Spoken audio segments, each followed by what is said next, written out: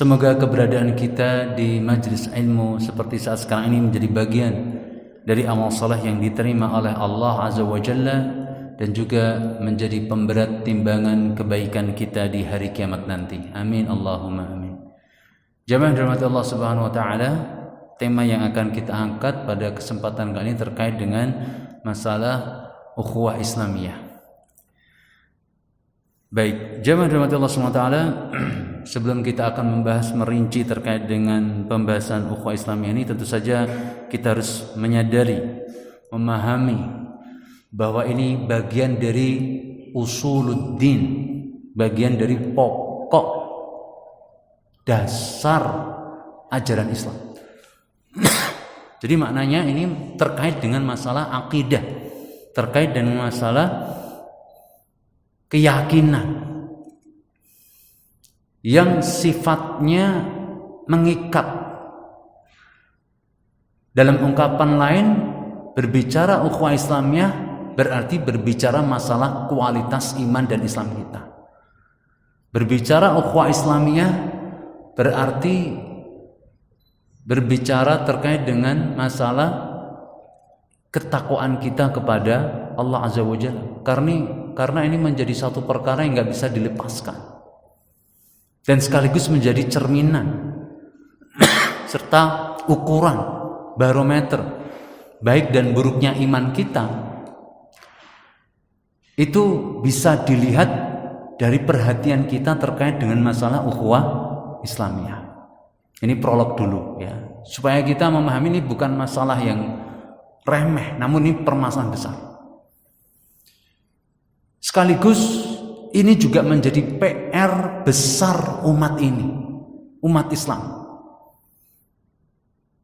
Loh, kok bisa menjadi PR besar, Mas? Iya, karena kita sudah berada di akhir zaman, dan salah satu tanda-tanda akhir zaman itu terjadinya apa? Perpecahan di antara kaum muslimin. Jadi ini PR besar. Ini urusan besar yang semuanya sebagai yang sudah menyatakan dirinya beriman kepada Allah, syahadat asyhadu an la ilaha illallah wa asyhadu anna muhammadar rasulullah, seharusnya mencurahkan seluruh tenaga, pikiran, waktunya untuk menjadi solusi dari PR besar umat Islam di akhir zaman. Baik, jamaah dirahmati Allah Subhanahu wa taala, apa saja yang akan kita bahas di kesempatan yang mulia ini, di kesempatan yang singkat ini? Tentu saja pembahasan ukhuwah Islam ini sangat luas. Bahkan para ulama pun menuliskan berjilid-jilid terkait dengan adab asy-syar'iyyah fil ukhuwah al-islamiyah, ya, adab-adab syar'i dalam ukhuwah Islamiyah, dan di sana juga ada banyak kitab secara mungkin menggabungkan seluruhnya seperti sampai menjadi pembahasan khusus dalam kitab Riyadhus Shalihin terkait dengan menjaga ukhuwah Islamiyah terkait dengan persatuan kaum muslimin. Terlebih lagi nanti teman-teman kalaupun nanti bisa merujuk ke Sahih Bukhari, pembahasan masalah adab-adab syar'i bersama saudara-saudara sama ini dibahas dari mulai pembahasan Kitabul Iman, ada pembahasan terkait dengan ukhuwah Islam, dan juga lebih khusus lagi terkait dengan adab-adab bersama kaum muslim. Begitu pula dalam kitab-kitab yang lainnya. Ini menunjukkan bahwa apalagi dalam Al-Quran Al-Karim ini pembahasan yang sangat besar, luas, dan Al-Quran Al-Karim memberikan porsi terkait dengan masalah ukhuwah Islam ini juga luas sekali. Banyak ayat-ayat yang membahas terkait masalah ukhuwah Islamiyah ini, dan seringnya terangkai dalam pembahasan al-wala wal bara. Ya, kalau dalam tinjauan akidah terangkai, ini menjadi sesuatu hal yang sifatnya aksiomatik, artinya sesuatu yang melekat, nggak bisa dipisahkan satu dengan yang lainnya. Ngomong masalah akidah, yang ngomong masalah al-wala wal bara, ngomong masalah al-wala wal bara, ngomong masalah ukhuwah Islamiyah, dan ini saling terkait.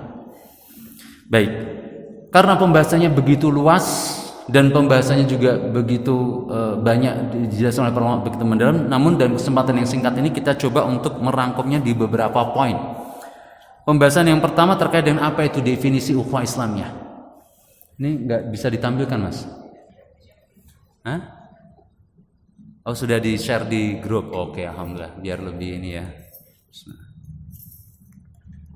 Alhamdulillah.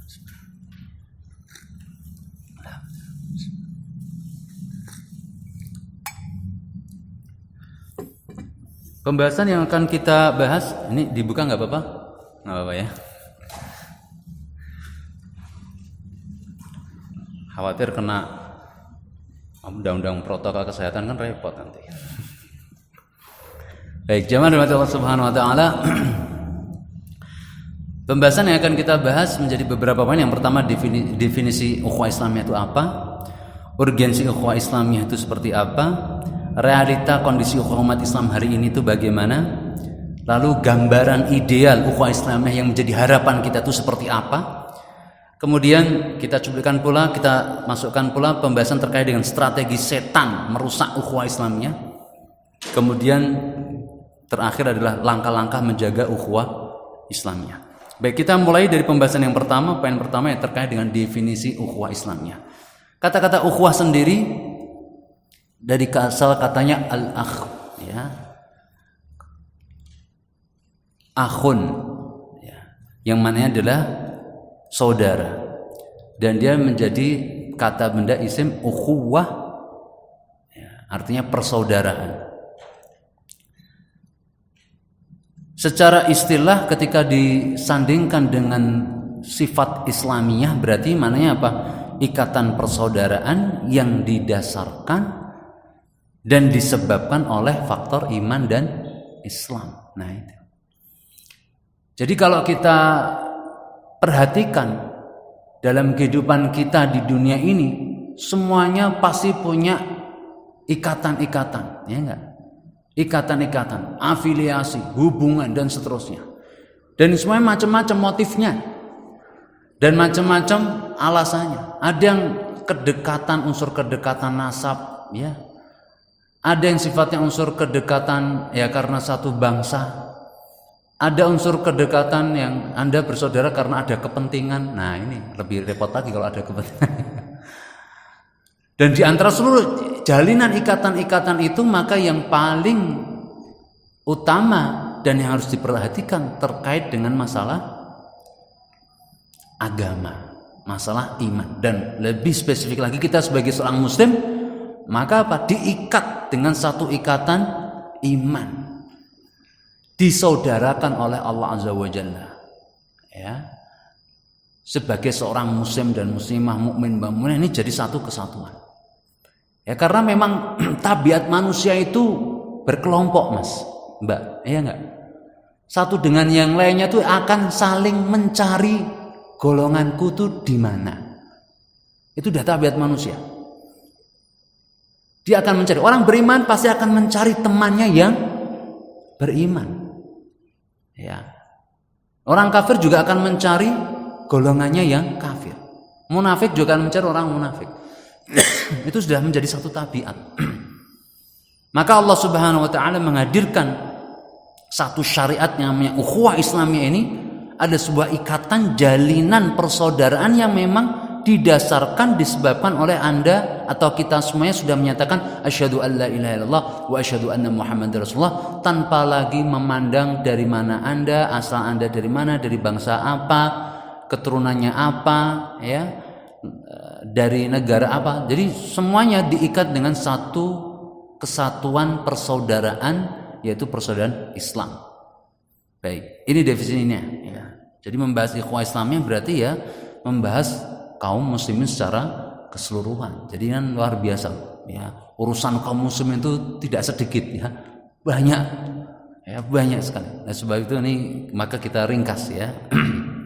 Baik, setelah kita mengetahui apa itu batasan daripada definisi ukhuwah Islamiyah, maka perlu di poin yang berikutnya yaitu urgensi dan keutamaan ukhuwah Islam. Ini juga dijelaskan oleh para ulama panjang lebar, namun kita cuplikan saja sebagiannya. Yang pertama, kenapa sih kita harus membahas masalah ukhuwah Islamiyah? Kenapa kita harus memahami masalah ukhuwah Islamiyah ini? Karena apa? Ukhuwah Islamiyah itu hakikatnya adalah persaudaraan yang sudah ditetapkan oleh Allah Subhanahu wa taala. Ini enggak main-main lagi. Artinya apa? Dalam ungkapan yang lain, bahwa kita ini disaudarakan oleh Allah Subhanahu wa taala. Jadi nggak main-main. Bukan disaudarakan oleh orang lain, oleh makhluk, tidak, namun disaudarakan oleh Allah Subhanahu wa taala. Karena kita sudah mengucapkan asyhadu alla ilaha illallah wa asyhadu anna Muhammadar Rasulullah. Siapapun kita, dari mana asalnya, kita bersaudara. Kita bersaudara. Jadi satu keluarga besar. Hal ini didasarkan pada firman Allah Subhanahu wa taala surat Al-Hasyr ayat yang ke-10 ya, posisi ayat halaman sebelah kiri, ayat kedua dari bawah ya. Ini di hadapan saya hafid-hafidah semuanya nih ya, enggak ada yang bawa Al-Qur'an. Ya, jadi Allah Subhanahu wa taala telah menegaskan innamal mu'minuna ikhwah. Ya. Ayat ini diawali dengan, kalau dalam istilah bahasa Arab yang sudah kita pelajari sama, semua sudah belajar bahasa Arab ya, ini namanya innama, ini berarti apa? Adatul hasr, yaitu satu huruf yang menunjukkan pembatasan definitif dan punya stressing point yang kuat. Innama, tidak ada yang lain, intinya gitu, tidak ada yang lain, innama. Maka kata selanjutnya ataupun kalimat berikutnya berarti menunjukkan sebuah pembatasan. Innama ini membatasi kalimat sesudahnya. Apa yang menjadi kalimat sesudahnya? Al-mu'minuna ikhwah. Sungguh hanyalah, tidak ada yang lain, orang-orang beriman itu semuanya bersaudara. Allahu Akbar. Yang berfirman siapa? Allah Subhanahu wa taala. Ini ketetapan dari Allah. Makanya diatur persaudaraan umat Islam itu, diatur dalam Al-Qur'an itu banyak ayatnya. Satu dengan yang lainnya, antara mahram dengan yang bukan mahram, ya toh? Antara harta satu, hartanya saudaranya dengan hartanya orang lain, ini jangan sampai terjadi kecekcokan, keributan. Semuanya diatur. Mau menjalin hubungan kekeluargaan dengan menikah, diatur, tata caranya diatur. Mau perpindahan hak milik antara saudara satu dengan, diatur dengan jual beli kah, dengan hibah kah, dengan warisan kah, dengan wasiat kah, dan yang lainnya, semuanya diatur. Nah, inilah pentingnya jamaah dirahmati Allah. Karena sifatnya urusan umat Islam ini banyak aspeknya dalam semua kehidupan, dalam semua aspek kehidupan persaudaraan umat Islam ini.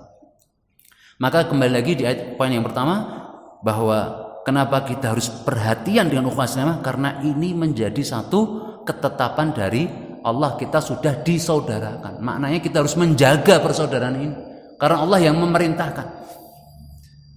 Jadi dari sini para ulama mengambil kesimpulan hukum, apa? Menjaga ukhuwah Islamiyah itu bagian dari kewajiban. Minal wajibat, kewajiban yang harus kita jaga. Karena bagian dari seperti yang saya sampaikan di depan tadi, usul din, bagian dari perkara pokok-pokok dasar pondasi keimanan kita. Barang siapa yang maknanya tidak memperhatikan masalah ini, bisa jadi hilang imannya. Hilang imannya, bisa jadi sampai sefatal itu. Jamaah dirahmati Allah, memutus tali persaudaraan sesama beriman, bahkan memberikan ikatan jalinan persaudaraan kepada orang kafir dalam rangka untuk menghabisi saudara Islam, ini bisa kufur akbar. Artinya apa? Pelakunya bisa murtad dengan tingkah laku atau perbuatan seperti ini. Jadi hati-hati, merusak ukhuwah Islam ini bisa berdampak fatal, bisa hilangnya keimanan kita. Ngaku-ngakunya mukmin, besok di hadapan Allah kadzab, engkau bohong, engkau sudah murtad, ya akhirnya apa? Dimasukkan ke dalam neraka. Maksudnya itu bila, karena apa? Sudah melanggar ataupun menghinakan apa yang sudah menjadi ketetapan Allah. Harusnya sesuatu yang harus dijaga, malah dia porak-porandakan. Nah ini yang ke-10. Halo, diam aja berarti, wah ini tanda-tanda nih. Oh ya pantas, sudah 10:30 masalahnya. Ini kan wajah-wajah qiyamul lail semua ya. Semalam berapa juz qiyamul lailnya? Ya, 3 juz. Ya, pantesan ya, sudah mulai bismillahirrahmanirrahim ya wa'amud. Hati-hati. Hati-hati, ini ngaji perlu fokus. Ini pembahasan kita penting banget. Oke, yang ke-10 betul? Kedua, ya salam. Tanda kesempurnaan iman. Ini menjadi urgensi ya pembahasan. Kenapa kok kita harus membahas masalah ukhuwah Islamiyah? Karena ukhuwah Islamiyah itu sebagai tolak ukur kualitas iman kita. Semakin tinggi perhatian kita terkait dengan masalah ukhuwah Islam, yang berarti semakin tinggi keimanan kita. Semakin rendah perhatian kita terkait dengan masalah persaudaraan Islam ini, ukhuwah Islam ini, maka semakin rendah pula kualitas iman kita. Atau bahkan kok semakin lama semakin larut-larut hilang iman kita. Ya. Sebagaimana keumuman dari hadis Nabi SAW yang diriwayatkan oleh Imam Bukhari dan juga Imam Muslim, la yu'minu ahadukum hatta yuhibba li akhihi ma yuhibbu li nafsihi. Sudah tahu artinya? Lanjut. Berikutnya. Sudah tahu artinya belum nih? Ini tawadhu semuanya nih ya. Kecepatan kita tambah 100 km per jam.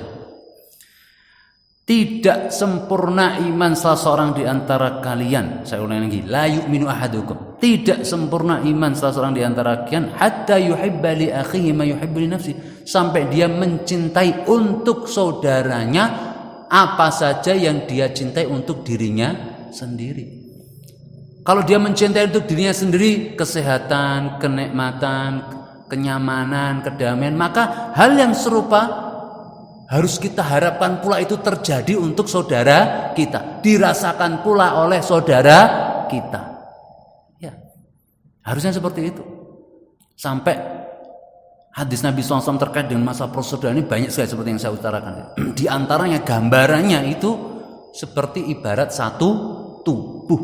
Nah itu, saling berempati, saling bersimpati. Mathalul mu'minina fi tawaddihim wa tarahumihim wa ta'atufihim kamathali jasadin wahid idza ishtaka minhu 'udwan tada'a sa'irul jasadi bisahri wal humma. Permisalan kecintaan, kelemah lembutan, kasih sayang di antara orang-orang beriman itu ibarat satu tubuh. Apabila satu bagian tubuh itu merasakan penderitaan sakit, maka penderitaannya pun juga dirasakan oleh anggota tubuh yang lainnya dengan tidak bisa tidur dan bahkan juga merasakan demam. Ya. Ini udah kena dapat jatah Omikron semuanya belum nih? Astagfirullahaladzim, semoga enggak ya. Setidaknya flu lah. Ini kan hari-hari greges nasional ini ya. Bulan-bulan demam ya kan. Saya kemarin sempat 10 hari bed rest juga itu ya, Masya Allah ya. Demam sampai 39 lebih ya, 39 derajat lebih ya. Menggigil semuanya ya. Subhanallah, kepala pusing ya, pening ya. Kemudian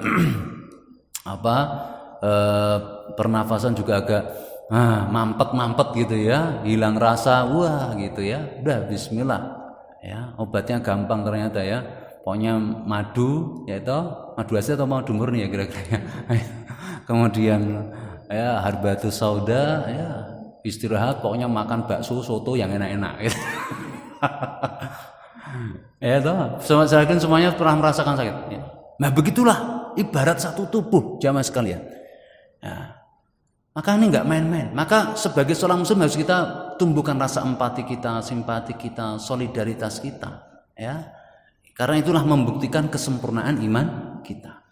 Yang ketiga di antara kenapa kita harus membahas masalah ukhuwah Islam, karena bukti cinta dan keberpihakan kita kepada kebenaran. Oh, ini yang tadi kita sebutkan ya. Orang mukmin itu senantiasa cintanya kepada kebenaran dan senantiasa mencintai golongan pengikut kebenaran. Itu udah nggak bisa dipisahkan. Ngakunya mukmin tapi nggak suka amar ma'ruf nahi munkar kan lucu. Ngakunya mukmin namun keberpihakannya ke komunis, ya toh.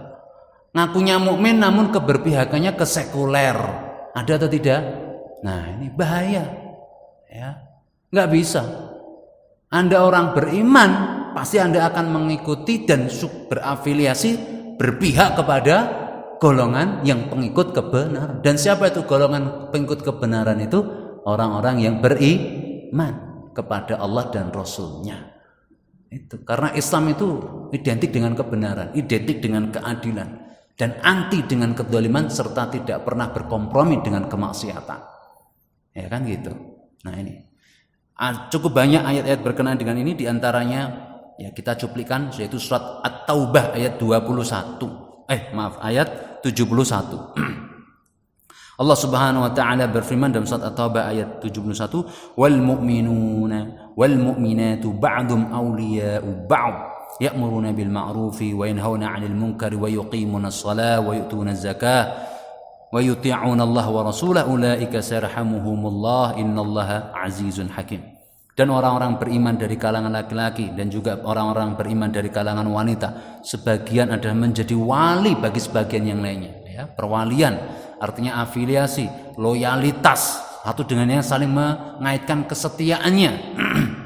Apa yang mereka lakukan senantiasa ya'muruna bil ma'ruf, tuh kan? Ya'muruna bil ma'ruf. Senang dengan mengajarkan yang ma'ruf.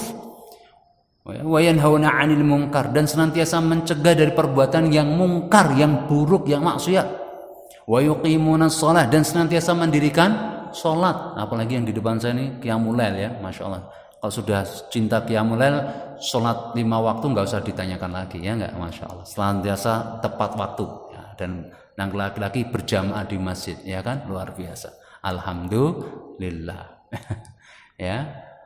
Wa yuqimuna shalah wa yu'tuna zakah, dan juga suka menunaikan zakat ya. Dan juga segala macam bentuk ibadah-ibadah harta yang lainnya, infak, sedekah ya. Rata-rata di sini ya pendapatnya berapa per bulan? Ini kelihatannya wajah-wajah yang gajinya 200 juta per bulan semuanya ya. Alamin ya. Atau ada yang 2M. Makasih Mas gitu ya. Makasih Mas, makasih Mbak ya. Ya, enggak, orang-orang kaya semuanya ya kan. Ya, dikayakan Allah SWT. Jadi bersuka bersedekah, suka berinfak. Ya, dan wa yuti'una Allah wa rasulah, dan mereka senantiasa taat kepada Allah dan Rasulnya.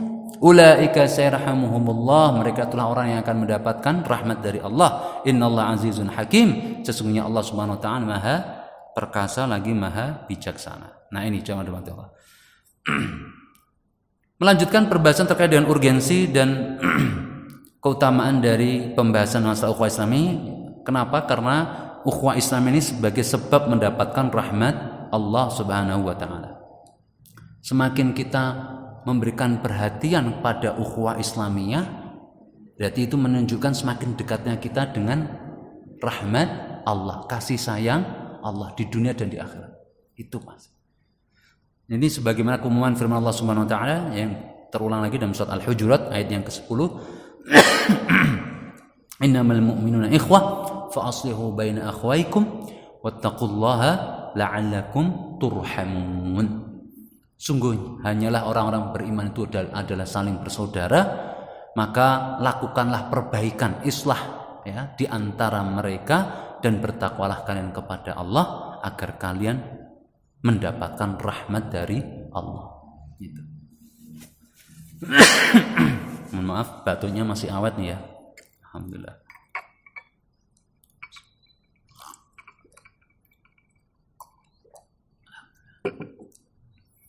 Baik. Sebagaimana juga disampaikan dalam hadis Nabi sallallahu alaihi wasallam, irham man fil ardi yarhamuka man fis sama. Hendaklah engkau tebarkan kasih sayang di atas permukaan bumi. Kepada siapa saja yang ada di permukaan bumi ini, niscaya penduduk langit juga akan menyayangimu. Ya. Jadi ini anjuran ya, luar biasa dari Allah Subhanahu wa taala yang disampaikan oleh Nabi Muhammad SAW. Jadi yang menebar kasih sayang itu kita sebenarnya, bukan mereka. Seringnya kan dibalik. Inilah bagian dari propaganda iblis, laknatullah, setan. Mereka yang menebar teror, namun yang mengklaim kami ini cinta kedamaian. Gak usah saya sebutkan ya, semuanya udah nyambung gak nih? Connect ya. Yang membunuh siapa, yang mengebom siapa, yang menteror siapa, namun menyematkan teror itu kepada siapa? Ustadz, ulama-ulama, ya toh, pemuda-pemuda yang rajin ngaji, ya itu. Hati-hati Anda nanti keluar dari pengajian bisa dicap, wah ini terpapar terorisme, radikalisme, kan gitu. Nah ini jangan teman-teman, inilah akhir zaman. Yang banyak orang edan namun enggak merasa, enggak menyadarinya. Baik, kembali lagi dalam pembahasan ini ya, bahwa memang inilah ya agama kasih sayang itu ya, Islam ini. Ya, kitalah yang menyayangi, menebarkan kasih sayang, ya. Dan ukhuwah Islamiyah, menjaga ukhuwah Islamiyah itu sebagai bukti bahwa kita menebar kasih sayang. Kemudian salah satu keutamaan ketika kita menjaga ukhuwah Islamiyah ada sebagai jalan penghantar ke surga. Allahu Akbar. Menjaga persaudaraan adalah jalan penghantar ke surga. Sebab memasukkan orang masuk ke surganya Allah Subhanahu wa taala. Ya. Allah Subhanahu wa taala menyampaikan kabar ini melalui hadis Nabi sallallahu alaihi wasallam, ya, hadis qudsi. Allah Nabi sallallahu alaihi wasallam menyampaikan, meriwayatkan dari Allah Subhanahu wa taala berfirman, "Innallaha yaqul yaumal qiyamah." Besok pada hari kiamat Allah akan berfirman, "Ainal mutahabbuna bi jalali." Mana orang-orang yang saling mencintai, ya, disebabkan karena keagunganku, atau mencintai sesuatu karena Allah Azza wa Jalla, mencintai seseorang karena Allah Azza wa Jalla. Itu ukhuwah Islamiyah. Al-yawm udhilluhum fi dhilli yawma la dhilla illa dhilli. Maka hari ini akan aku naungi mereka, ya, di dalam naunganku, di hari yang tidak ada naungan perlindungan kecuali hanya naungan perlindungan dari Allah Subhanahu wa taala. Ya, besok pada hari kiamat, ya, kondisi sangat mencekam. Semuanya sibuk memikirkan dirinya sendiri-sendiri. Yauma yafirrul mar'u min akhihi wa ummihi wa abihi wa sahibatihi wa banihi likulli imri'in minhum yawma idzin sya'nun yughnih. Ya, sudah hafal semuanya kan? Surat apa ini? Enggak bisa jawab, enggak boleh pulang. Ini tawaduk semuanya. Biasanya kalau hafid-hafid itu hafid tawaduk semuanya. Saya dapati di mana-mana hafid-hafid itu tawaduk semuanya. Ya, bismillah. Biar Ustaz aja yang menjawab, ya. Ya. Ya, ini. Ya. Hari itu di mana manusia lari tunggang langgang. Yauma yafirul mar'u min akhi, mereka lari dari saudaranya, lari dari istrinya, lari dari orang tuanya, lari dari anaknya. Semuanya memikirkan diri mereka sendiri. Nah, ini jamaah Allah, ya, kondisi yang sangat mencekam. Maka pada saat itu orang-orang yang senantiasa saling mencintai karena Allah Azza wa Jalla diberikan naungan perlindungan. Ya. Ainal mutahabbuna bi jalali. Mana orang-orang yang dahulu saling mengikat rasa cinta kasih dan jalinan persaudaraannya karena keagunganku, maka akan aku berikan perlindungan di hari yang tidak ada perlindungan kecuali perlindungan Allah Subhanahu wa taala. Kemudian yang berikutnya di antara kenapa kita harus membahas masalah ukhuwah Islam ini, karena ini menjadi pondasi peradaban umat Islam. Ingat apa yang harus dilakukan. Ingat apa yang dilakukan oleh Nabi Muhammad SAW saat beliau pertama kali hijrah ke kota Madinah. Nabi SAW saat itu melakukan 3 amalan penting, pokok penting dalam rangka membangun pondasi peradaban umat. Yang pertama membangun masjid. Yang kedua menyempersaudarakan antara orang muhajirin dan orang ansor, disaudarakan.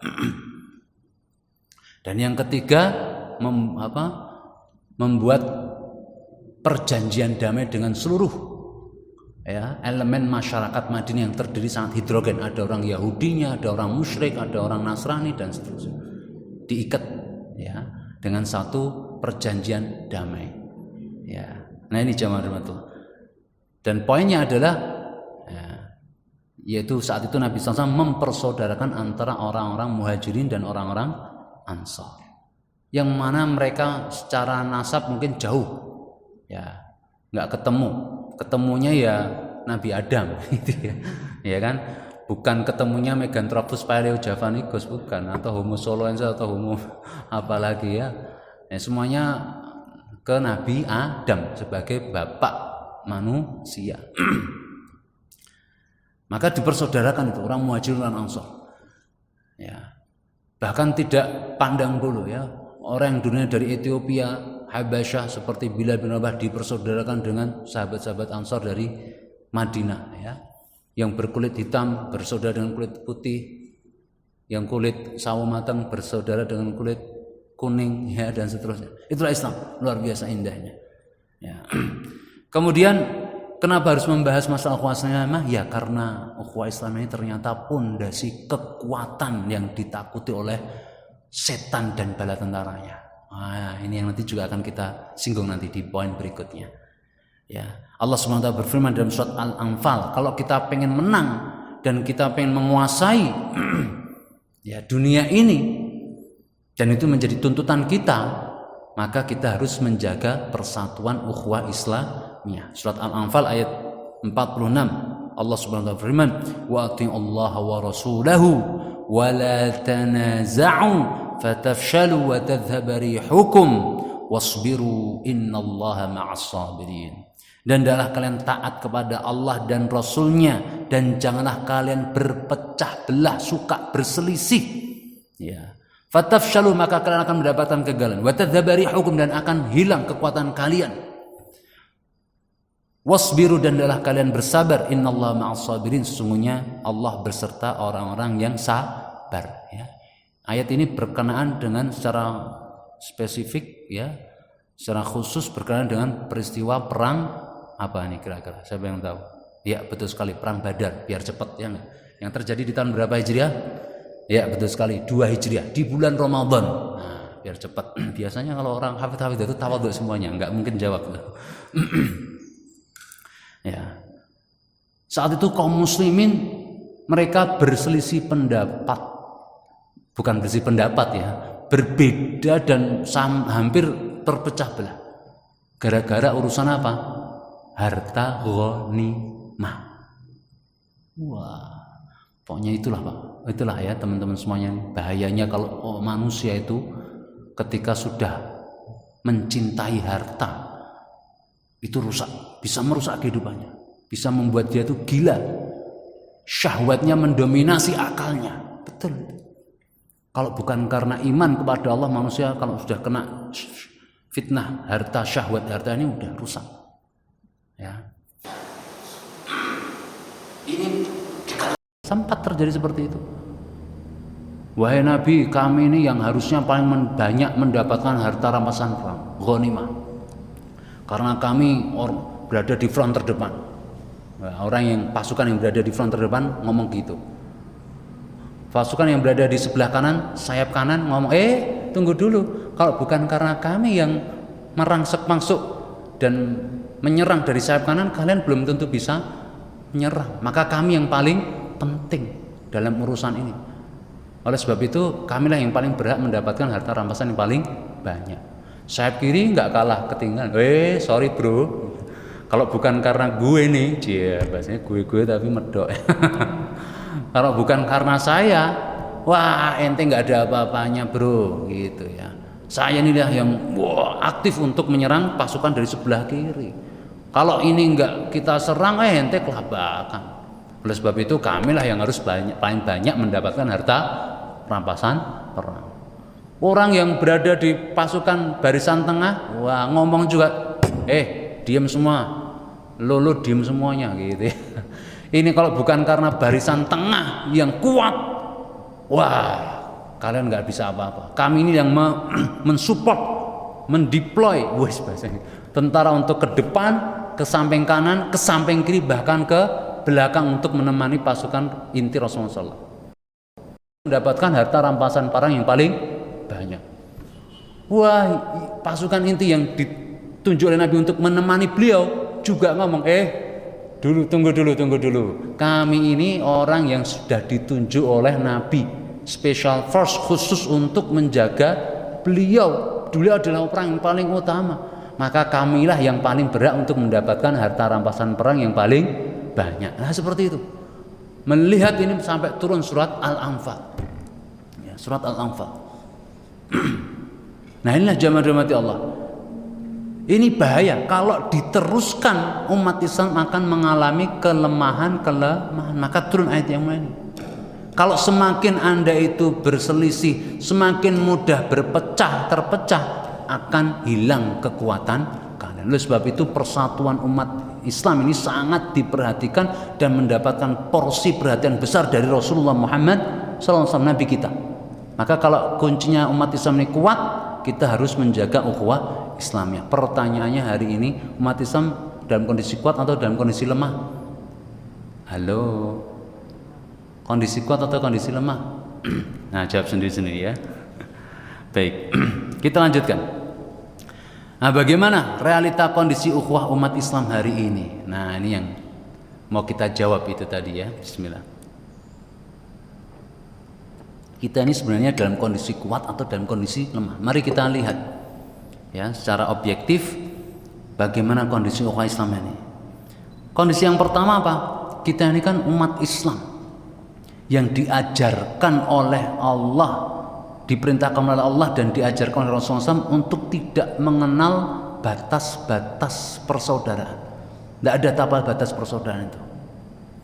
Siapapun Anda, dari manapun Anda asalnya, apapun latar belakang Anda, kalau sudah asyhadu an la ilaha illallah wa asyhadu anna muhammadar rasulullah, maka Anda adalah saudara saya. Harusnya gitu kan yang diajarkan Allah dan saya. Namun apa yang terjadi hari ini? Tersekat oleh batas teritorial geografis negara. Sadar nggak kalau ini menjadi sebuah ancaman untuk ukhuwah Islamiyah? Halo, banyak yang nggak sadar. Namun kenyataannya demikian, disekat-sekat ya.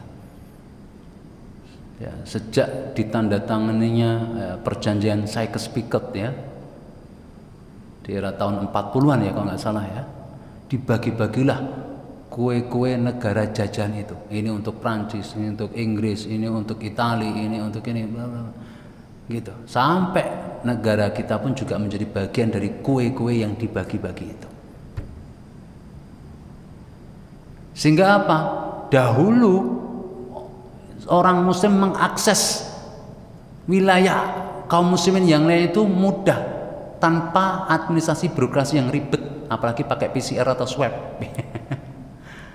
Orang dulu tiba-tiba jalan melancong sampai ke Turki itu biasa, dan bahkan mendapatkan ya jamuan ya, terekam dalam sebuah catatan sejarah dari masa-masa kekhalafahan Abbasiyah. Orang yang melakukan perjalanan untuk tolabul ilmi, rela tolabul ilmi, wah itu datang ke suatu negeri di Bukhara, dia ada hotel khusus untuk para tolabul ilmi, gratis, ajib ya kan. Datang ke mana lagi, ke Mekah ada gratis, datang ke Yaman gratis ya, datang ke tempat ini ya gitu. Nah sekarang you mau kemana? Jangan jauh saja, ke Singapura aja, udah di tracking dulu latar belakang ini, ikut pengajian di Karib atau tidak, ustadznya siapa, ketahuan ini ustadznya Abu Haris, Anda langsung disuruh pulang ke Indonesia ya, sampai seperti itu. Dan bahkan dalam problem yang lebih besar lagi, Palestina hingga hari ini, coba la ilaha illallah, sudah jelas-jelas itu invasi militer yang sudah dilancarkan sejak tahun 48. Halo, betul nggak? Dunia diem, giliran Rusia nyaplok Ukraina baru beberapa pekan, heboh. Ini urusan yang paling lama kok nggak diselesaikan ya. Dan semuanya juga ikut-ikutan NATO, no action talk only. Wah. Parah lagi. Oke, kembali ke laptop ya. Panjang ya. Inilah teman-teman, ini bahas masa satu problem ini aja kita udah panjang sebenarnya ya. Kita harus sadar dengan pemahaman-pemahaman ataupun dengan digulirkannya ide pembentukan nation state, negara-negara bangsa, ini akhirnya menjadi sebuah musibah besar, mengancam ukhuwah Islamiyah. Masing-masing berbangga dengan bangsanya sendiri. Oh, ini gue Arab maklum. Ini gue Eropa. Wah, ini gue Indonesia, ya kan gitu. Sehingga yang dibangga-banggakan itu kebangsanya, padahal kebangsaan itu nggak boleh dibanggakan. Itu ada sebuah pemberian dari Allah. Malu dong pemberian kok dibangga-banggain kan gitu. Harusnya bersyukur, harusnya bukan dibangga-banggakan. Allah menjadikan kita berbangsa-bangsa dan bersuku-suku untuk apa? Apakah untuk dibangga-banggakan? Bukan. Inna ja'alnakum syu'uban wa qabaila, untuk apa? Lita'arafu, untuk kalian saling mengenal, bukan saling membangga-banggakan. Tidak ada sedikit pun intervensi makhluk untuk, ya Allah, kalau saya besok dilahirkan tolong dong, saya dilahirkan di Afrika, wah, biar saya hitam kuat gitu. Ya Allah, kalau saya dilahirkan tolong dong jadi bagian dari bangsa Cina supaya kuning langsat ya. Apa dulu pernah ada yang milih kayak gitu? Nggak ada yang memilih. Semuanya hak prerogatif Allah, hak mutlak milik Allah. Ya, siapa dilahirkan di mana, dari nasab siapa, itu hak prerogatif Allah Azza wa Jalla. Maka nasab kita, kebangsaan kita itu bukan untuk ditonjolkan, bukan untuk dibangga-banggakan, namun agar kita sadar dan ingat bahwa kita adalah ciptaan Allah Subhanahu wa taala, dan dalam rangka untuk kita saling mengenal satu dengan yang lainnya.